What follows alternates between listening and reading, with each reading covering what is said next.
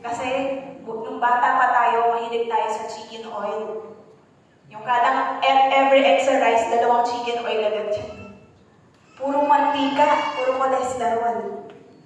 So sa biblically pala, hindi lamang po ang magtuturo sa mga mabuting bagay ng ating malalaman. Kundi pati sa health natin, kailangan po pala natin siyang alagaan. Kasi inside the church, ang lalawinin natin maging mabuting tao tayo, sumunod tayo sa Diyos. Pero isa sa mga utos ng Panginoon, huwag tayo masyadong maging greedy o maging matakaw. So next slide po. Sabi ko sa Proverbs 23:21, sa Tagalog na lang po sa Kawikain, huwag kang makikisama ka sa mga lasego at masiba sa pagkain. Grabe naman yung term na masiba, no? Hindi mo pagpupunyo pa lang, extra rice na kaagad.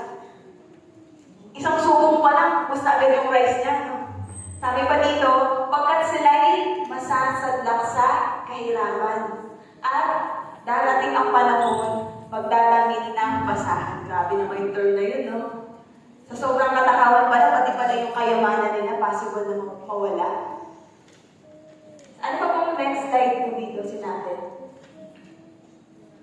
Gluttony covers capital debts, so it says, more generally, including the family. So ito sa number 1 na po tayo. Ano yung isa sa mga halimbawa ng katakawan? Money.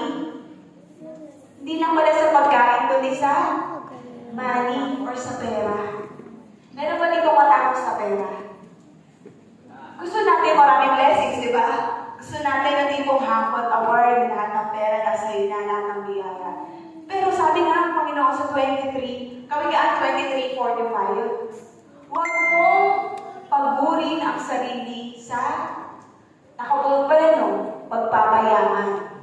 Pag-aralan mong umiwas doon, sapagkat madaling mawala ang kayamanan. Ito'y similis ng anila sa paglipad sa kalawakan. Yung tipong pagdating ng after ng work mo, may work ka ulit. Tapos after ng work mo, konting tulog, hindi work ulit. Yung sobrang pinapagod mo yung katawan mo para lang talaga sa pera. I understand na karamihan sa atin, meron tayong pinag-iipunan, meron tayong mga kailangan paggastusan kung bakit natin ginagawa yun. Pero ang sabi ng Panginoon, huwag mo rin abusuhin ng katawan mo. Kasi lahat ng mga iniipon mo o yung pinagpapaguran mong yaman, balang araw, sisigilin ka rin din yan.